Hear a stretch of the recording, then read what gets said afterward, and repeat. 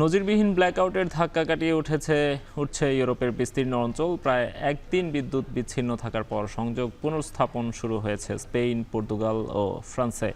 মঙ্গলবার পরিস্থিতি প্রায় পুরোপুরি স্বাভাবিক হয়েছে স্পেনে, সচল হয়েছে পর্তুগালের সাবস্টেশনগুলো।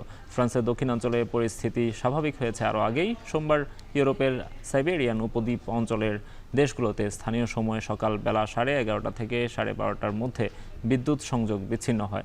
এর ফলে স্পেনের রাজধানী মাদ্রিদ, বার্সেলোনা শহর ও পর্তুগালের রাজধানী লিসবনের মেট্রো ব্যবস্থা বিকল হয়ে পড়ে।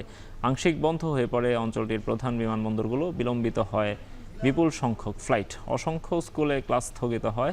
বিদ্যুৎ সংযোগ বিচ্ছিন্ন হওয়ার কারণ এখনও স্পষ্ট নয়। সাইবার হামলা হয়েছে বলে ধারণা করা হলেও কোনো প্রমাণ মেলেনি, জানিয়েছে স্প্যানিশ ও পর্তুগিজ প্রশাসন।